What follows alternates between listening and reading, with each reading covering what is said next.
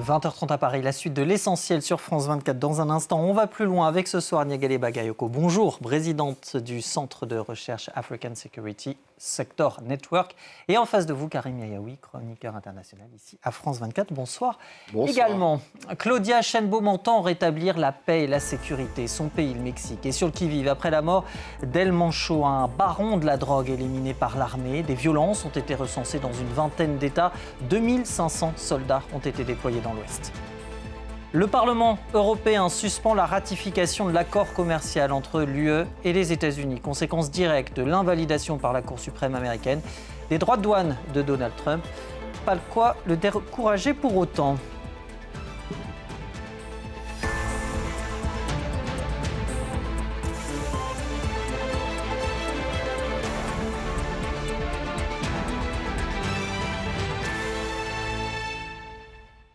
Vols annulés, écoles fermées, routes coupées, magasins et véhicules incendiés. Le Mexique est en état d'alerte. Les autorités s'emploient à éviter l'aggravation des violences qui ont découlé de la mort d'El Mencho. L'un des derniers grands parrains de la drogue est mort, tué par l'armée mexicaine dans une opération menée avec l'appui américain. Les dernières images avec Stéphanie Bert. De violents échanges de tirs entre les forces de l'ordre mexicaines et l'un des plus puissants cartels de la drogue. La scène se passe dans la région de Puerto Vallarta, la célèbre station balnéaire. Au même moment, à une dizaine de kilomètres dans cette rue, d'autres tirs à l'arme lourde.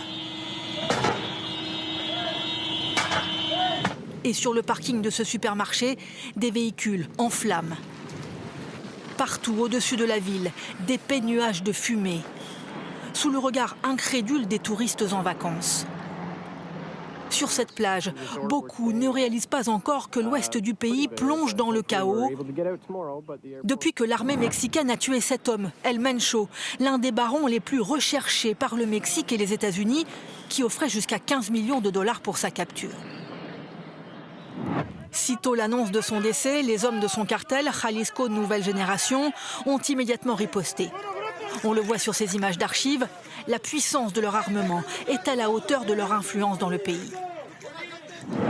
Panique à l'aéroport de Guadalajara, où les avions se retrouvent à portée de tir. Les voyageurs s'enfuient par dizaines ou se mettent à l'abri dans l'aérogare. Dans une dizaine d'États au total, des véhicules sont incendiés, la vie à l'arrêt. Selon certains spécialistes, si les narcos mexicains réagissent aussi violemment, c'est en représailles à l'aide des États-Unis dans l'opération qui a conduit à l'élimination de leur chef. Le renseignement américain a été particulièrement actif. À l'heure actuelle, l'armée mexicaine s'est déployée dans toutes les zones en proie aux violences. Les États-Unis, comme la France, appellent leurs ressortissants à garder la plus grande prudence et à rester confinés. Karim, qu'on comprenne bien, le CJNJ, le cartel d'El Mencho, c'est l'un des plus importants du Mexique, peut-être aussi l'un des plus sanguinaires, des plus violents. C'est vrai, un des plus violents. Alors pour revenir un petit peu en arrière, il faut s'arrêter sur le profil de celui qui a créé ce cartel, celui qu'on appelle El Mencho. Alors il a commencé très tôt sa carrière de bandit et de criminel. Ça a commencé du côté des États-Unis avant qu'il ne soit extradé vers son pays. Et là, il va continuer ses activités illicites au sein d'un groupe local qui dépend du grand cartel du moment, le cartel de Sinaloa. Et peu à peu, à partir de 2009, il va créer sa propre structure pour justement concurrencer ce fameux cartel de Sinaloa. Alors il y a évidemment le trafic de stupéfiants, le trafic d'héroïne, de cocaïne, de méthamphétamine, de fentanyl. Mais ce n'est pas tout. Cette puissante organisation qui s'est construite au fur et à mesure des années, une véritable armée avec son arsenal, ça donne aussi à des activités d'extorsion, de trafic de carburant, mais aussi de trafic d'êtres humains.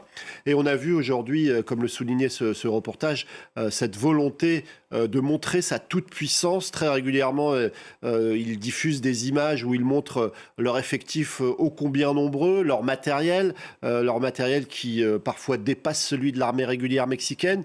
Il faut rappeler que la proximité des États-Unis, premier fabricant d'armes au monde, rend facile l'approvisionnement, surtout quand on a de l'argent, quand on a beaucoup d'argent, on peut faire rentrer un armement extrêmement important. Alors évidemment, il y a cette cette colère peut-être qui habite les membres de ce gang face aux États-Unis qui ont participé, mais c'est surtout avant tout une démonstration de force pour dire que le patron est mort, mais on est toujours là et on continuera. Une volonté de venger le patron, Niagalé. On a vu ce déferlement de violence ces dernières heures. On peut s'attendre à ce qu'elle s'inscrive dans la durée ou ça peut se tasser finalement ces prochains jours, ces prochaines heures? On voit déjà que depuis quelques heures, c'est redevenu Alors, plus ou moins calme. tout dépendra sans doute de la façon dont les relations internes au cartel et à ses composantes vont se réorganiser, parce que c'est ce que l'on constate à chaque fois qu'il y a décapitation d'un groupe de narcotrafiquants, c'est qu'il donne lieu à des recompositions internes avec certaines factions qui prennent le pas sur d'autres. Donc il ne faut, à mon avis, absolument pas s'attendre forcément à ce que les violences se propagent et se répercutent sur la longue durée, mais plutôt à ce que l'on assiste à l'émergence d'autres figures alternatives à celle d'El Mencho. C'est ce qu'on avait pu voir pour le cartel de Sinaloa, Karim, C'est ça. notamment avec la mort d'El Chapo. Exactement, et c'est vrai qu'il est un petit peu dans la même ligne, El Mencho, que El Chapo. Il était au cœur de ce système, au cœur de ce cartel tout-puissant, et il n'a pas franchement organisé sa succession. Il a un fils, son fils aîné, qui est connu sous le nom de El Menchito, ce n'est pas une surprise, qui a été condamné à la prison à perpétuité aux États-Unis en 2025. Donc ce n'est pas de ce côté-là qu'il faudra aller chercher la succession. Alors plusieurs scénarios possibles. Le cartel continue à faire des affaires sans son chef, assez peu probable. Le cartel se reconstruit autour d'une figure qui fasse un peu ciment et qui réussisse à s'imposer. Ça, c'est relativement peu probable. Et la troisième hypothèse, c'est qu'il y ait des règlements de compte en interne pour faire émerger une figure plutôt par la force. Donc, c'est ça, cette hypothèse qui pourrait s'imposer. Et c'est vrai que lorsque vous évoquez El Chapo, c'est vrai que justement, c'était exactement ce qui s'était passé. Il y avait eu des règlements de compte, énormément de violence à travers les groupes, parce que ce n'est pas une organisation, on va dire, totalement centralisée. C'est une multitude de petits groupes qui fonctionnent avec un chef qui est au centre de tout ça. Et c'est vrai que ça peut aiguiser les appétits de tels groupes qui considèrent qu'il a une plus grande légitimité à prendre les affaires en main. Niagalé, sur cette opération qui a conduit à la mort de El Mencho, sans l'appui des renseignements américains, elle n'aurait pas pu fonctionner, cette opération? Alors c'est toujours difficile à dire, mais effectivement, le rôle des États-Unis, qui, il faut le souligner, est extrêmement différent de ce à quoi on a pu assister au Venezuela, où il y avait eu un déploiement de forces spéciales, notamment au sol. Là, ce sont manifestement les services de renseignement américains qui ont donné des indications permettant notamment la localisation et l'interception d'un certain nombre d'échanges qui impliquaient non seulement El Mencho, mais également certains de ses acolytes.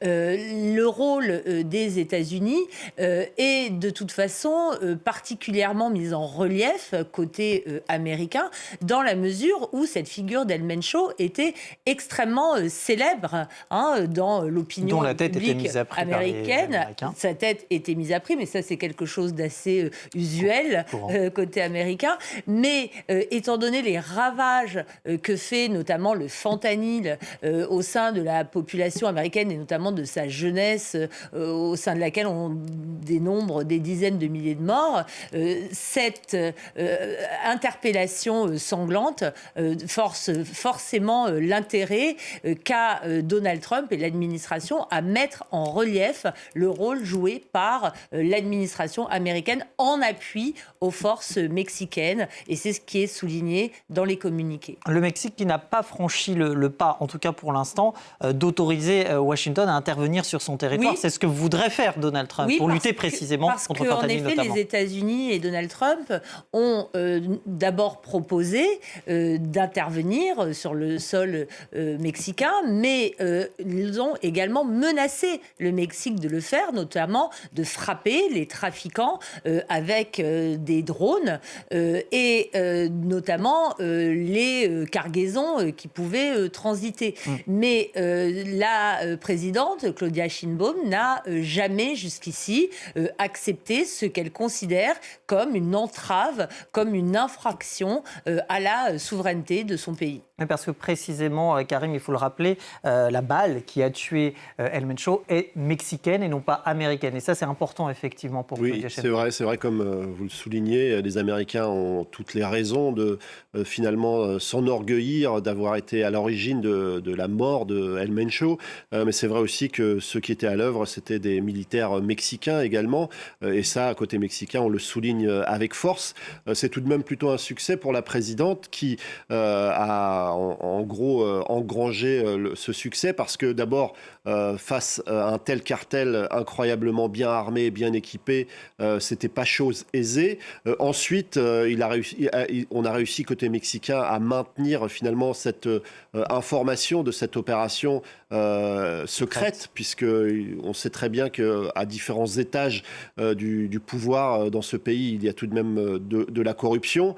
Et en ça, c'est déjà un succès. Et puis, du côté de la présidente, c'est une façon d'envoyer aussi un message aux États-Unis pour dire, voilà, on est en capacité de mener des opérations de grande envergure. On n'a pas besoin que vous veniez faire le ménage sur notre territoire. Et c'est vrai que Donald Trump a émis à plusieurs reprises cette hypothèse, même en 2019, lors de son premier mandat, il avait parlé de ça. Et lorsque les Américains sont intervenus du côté du Venezuela, beaucoup se sont dit, pourquoi le Venezuela, la route de la drogue et l'essentiel du trafic qui va vers les États-Unis vient du Mexique. Et donc tout ça, cette pression planait au-dessus de la présidente du Mexique qui voyait d'un très mauvais œil une éventuelle intervention américaine. C'est une double victoire pour Claudia Sheinbaum et du point de vue de la lutte contre le narcotrafic et, comme le disait Karim, du point de vue de manière de résister, de faire temporiser aussi peut-être un Donald Trump très pressurisant, on va dire, face à Mexico.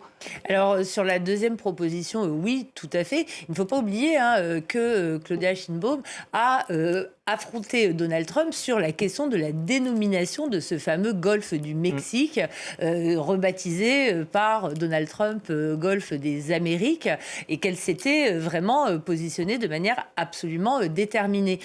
Sur le plan intérieur, oui, c'est une victoire, en tout cas momentanée, mais étant donné l'imbrication de ces cartels et leur pénétration, notamment des services de police, il ne faut pas oublier que El Mencho a été policier à une période de son parcours, la question est beaucoup moins certaine. Les représailles, notamment avec la tenue de la Coupe du Monde de football qui va se tenir dans le pays, sont à craindre aussi. Donc peut-être que cette victoire devra être portée de manière relativement humble et modeste pour ne pas donner lieu à de trop fortes représailles. Grand défi sécuritaire, effectivement, à quelques mois de la Coupe du Monde. Oui, grand défi sécuritaire. Et sans doute que, évidemment, la présidente du Mexique a pesé le pour et le contre avant de lancer une opération d'une telle envergure.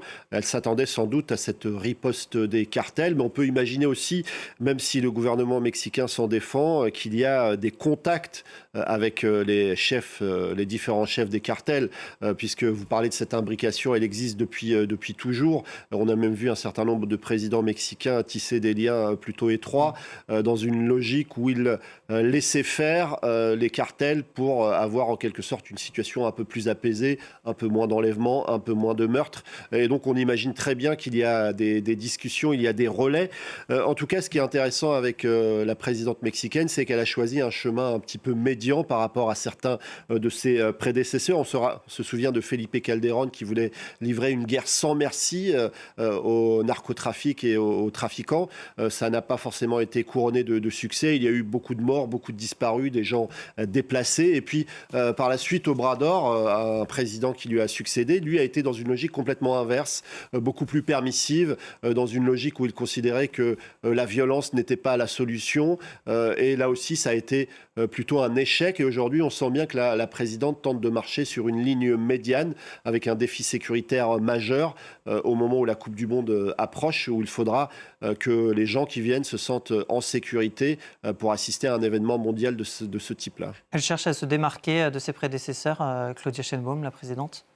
Oui, manifestement, et avec, comme vous le dites, cette approche qui est plus mesurée, mais en même temps musclée également, et qui semble se traduire par des effets incontestables, en tout cas de manière momentanée. Alors, si les États-Unis peuvent effectivement revendiquer un succès dans cette opération contre El Mencho, c'est en revanche un revers cinglant en matière de politique commerciale qui a été infligé à Donald Trump. La Cour suprême a jugé illégaux les droits de douane qu'il impose à ses partenaires commerciaux au nom de l'urgence nationale.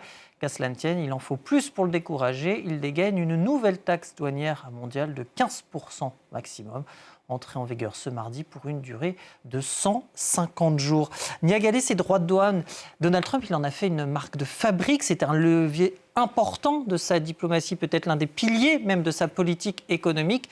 Tout s'effondre pour l'instant. Alors oui, c'est un pilier de sa diplomatie, mais c'est aussi surtout un pilier de sa politique intérieure. C'est-à-dire que le raisonnement de Donald Trump, il est relativement simple.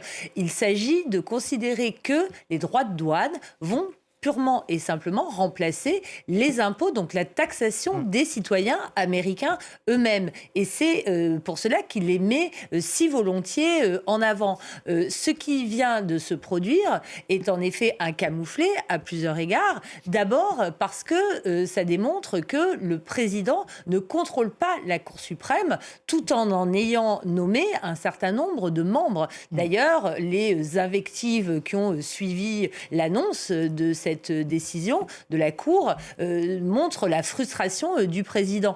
Mais aussi, ce que ça implique, c'est une revalorisation du rôle du Congrès, en fait, du rôle des parlementaires, parce que c'est ça que signifie cette décision. C'est en réalité de dire qu'aujourd'hui, il n'est pas possible que le pouvoir exécutif empiète sur les prérogatives qui sont celles du Congrès, notamment en matière de droits de douane. Donc la diplomatie n'appartient pas aux États-Unis, uniquement au président américain, mais elle est également détenue par les parlementaires. Et juste pour terminer, il y a au sein du Congrès aujourd'hui un certain nombre d'élus républicains qui sont beaucoup plus favorables au libre-échange que le président américain. Donc ce délai de 150 jours qui, lui, est imposé pour reconduire ce Trade Act, en réalité, est problématique pour le président, parce que ces élus pourraient, en effet, lui opposer un vote négatif, mais également dans la perspective des mi-termes, avec l'arrivée d'élus démocrates. Est-ce que c'est une défaite qui pourrait utiliser à son avantage, si je puis dire, pour venir se victimiser ou en tout cas essayer de mobiliser face à la maléfique Cour suprême, mobiliser ses partisans par exemple? La difficulté est qu'il a beaucoup mis en avant la Cour suprême comme étant l'un de ses alliés en matière de politique intérieure notamment. Donc c'est difficile. Il est fragilisé aussi, Donald Trump, aussi bien par l'affaire Epstein que par les revers de sa politique en matière migratoire, notamment au Minnesota. Donc je pense qu'il sera assez difficile pour lui de faire passer cette décision, et la sienne d'ailleurs, d'imposer droits de douane mondiaux de 15% comme une victoire. Alors avant de retrouver Pierre Benazet à Bruxelles, peut-être cette question, Karim, sur la victimisation potentielle de Donald Trump quant à ce revers imposé par la Cour suprême, lui qui accuse les juges et qui en aucun cas ne remet en cause ses droits de douane. À aucun moment, et il a été extrêmement virulent à l'égard des membres de cette Cour qu'il a en partie nommé et qui parfois a été sur des positions qui étaient plutôt favorables à Donald Trump. Aujourd'hui, il les traite d'idiots, de chiens, des déclarations particulièrement violentes à l'égard de cette Cour suprême. Donald Trump, évidemment, refuse de parler d'échec et il a très rapidement dégainé ses ces nouveaux droits de douane de 15%, mais sur une période courte de 150 jours. Et en plus, ces nouveaux droits de douane pourraient déjà être contestés devant un certain nombre de juridictions, parce que est-ce qu'on a véritablement la situation qui nécessite l'usage de cet arsenal de la part de Donald Trump. Alors évidemment, dans les médias américains, c'est la claque, la gifle, tout ce que Donald Trump ne veut pas voir. Et même des médias comme The National Review, qui sont plutôt conservateurs, ont pointé du doigt les déclarations de Donald Trump particulièrement virulentes. Et on s'aperçoit que même sur ce chemin de la victimisation ou de la trahison des ennemis des États-Unis qui ne veulent pas le bien de l'Amérique, il a du mal à être convaincant, même sans doute auprès de certains de ses électeurs ou de certains de ses sympathisants, parce que économiquement, ce qui a été mis en œuvre à travers ces droits de douane n'a pas forcément été couronné de succès. En tout cas, les derniers chiffres semblent l'attester. Pierre Benazet depuis Bruxelles, bonsoir. Cette invalidation, c'est aussi une aubaine pour les Européens qui, on l'a vu, suspendent cet accord commercial entre les États-Unis et l'Union européenne, accord qui devait précisément être approuvé et mis en œuvre. Oui, effectivement, une aubaine, en tout cas, c'est vu de manière positive. Tous ceux qui avaient extrêmement vertement critiqué l'accord de Turnberry. Vous savez, cet accord signé fin juillet par Ursula von der Leyen sur le golfe de Donald Trump en Écosse. L'accord de Turnberry qui a été qualifié par certains d'accord de capitulation de l'Union européenne. Un accord qui pourtant, pour les Européens, était aussi une façon d'avoir des certitudes. Alors, une aubaine peut-être pour les opposants à la politique de Donald Trump, mais en tout cas, c'est une grande crainte pour les Européens parce que c'est aussi le signe du flou et de l'incertitude qui va désormais régner sur les relations commerciales transatlantiques. Dans cet accord de Turnberry, les Européens devaient par exemple supprimer leurs droits de douane à eux, c'est-à-dire environ 4,8% en moyenne sur les produits importés des États-Unis. En revanche, il reste que les nouveaux droits de douane imposés par Donald Trump ne sont pas faits pour mettre de la prévisibilité dans les relations commerciales. Et donc pour l'instant, évidemment, le Parlement européen a de nouveau suspendu l'examen de cet accord de Turnberry qui avait été suspendu déjà lors du différend extrêmement vif sur le statut du Groenland. On s'en souvient, le Parlement devait voter ce mardi au sein de la Commission du commerce international. Ça n'aura pas lieu. La Commission s'est réunie à l'avance ce lundi pour suspendre cet examen. Le commissaire européen au commerce international, Maroš Šefčovič, consulte à tout va le Parlement européen, évidemment, mais aussi les 27 ambassadeurs de l'UE cet après-midi à Bruxelles, ses homologues au sein du G7. Bref, pour les Européens, la question est maintenant de savoir quel sera l'avenir de la relation commerciale de manière exacte, parce que au moins cet accord avait-il le mérite d'exister et de donner une prévisibilité et une direction, sachant que les Européens avaient eux aussi menacé de droits de douane de rétorsion. Bref, pour l'instant, c'est surtout le retour à la case départ et ça n'arrange véritablement personne. Merci beaucoup Pierre Benazet depuis Bruxelles. Retour à la case départ à Niagale Bakayoko. Quand on voit que face à un Donald Trump aussi imprévisible soit-il et qu'on le connaît, il y avait cette direction, comme le disait Pierre, pour les Européens. Ça permettait de savoir où on allait. Ce n'est plus le cas aujourd'hui. Oui, absolument. Et notamment, on avait quand même vu, à propos du Groenland, que cet accord lui-même était relativement fragile dans la mesure où Donald Trump avait menacé de taxer de manière encore plus importante ceux des pays européens qui s'opposaient précisément à sa volonté d'annexion du pays.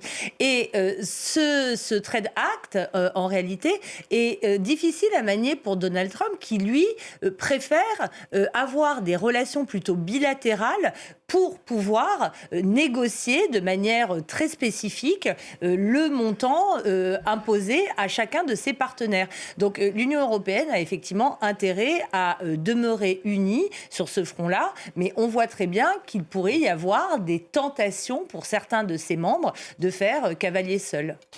Karim, rapidement, un pays va se frotter les mains, en tout cas s'en frotte déjà, c'est la Chine, et qui a été, elle, lourdement visée par ces droits de douane américains. Oui, et ce n'est pas un hasard si Donald Trump, parmi toutes les invectives et les insultes qu'il a lancées, a expliqué que la Cour suprême voulait rendre une décision en faveur de la Chine, rien que ça.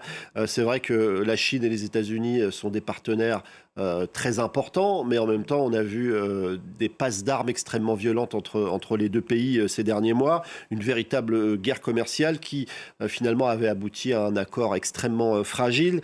Pékin aujourd'hui dit suivre les conséquences de cette décision de la Cour suprême, mais c'est plutôt une bonne nouvelle pour la Chine.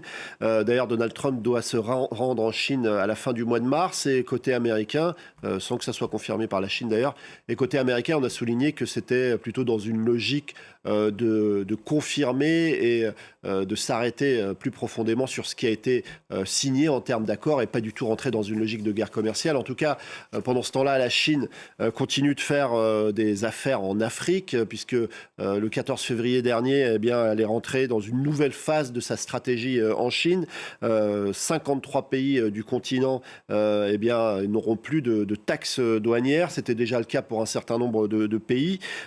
Évidemment, ça va permettre l'accès à un certain nombre de produits africains en Chine, notamment les minerais précieux. On sait que Donald Trump s'est escrimé à essayer de ramener la paix du côté du Rwanda pour justement mettre la main sur un certain nombre de minerais rares, mais on s'aperçoit que la stratégie de la Chine semble bien plus efficace.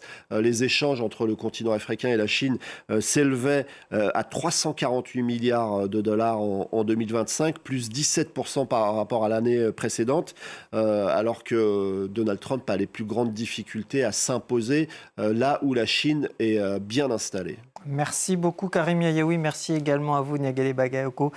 On va plus loin, c'est fini pour ce soir, à retrouver sur france24.com et nos réseaux sociaux. La suite de l'essentiel avec la convocation au Quai d'Orsay de l'ambassadeur américain Charles Kushner, en cause la réaction américaine à la mort de Quentin Derenque ici en France. Il n'a pas répondu présent. A tout de suite.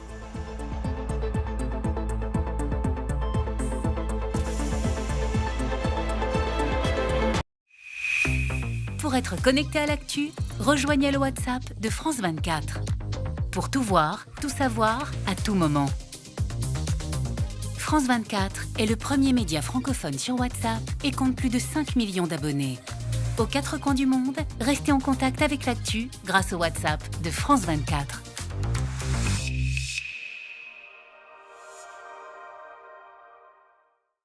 Faites un tour complet de l'actualité dans l'Actu 360, aux côtés de Claire Hildebrand.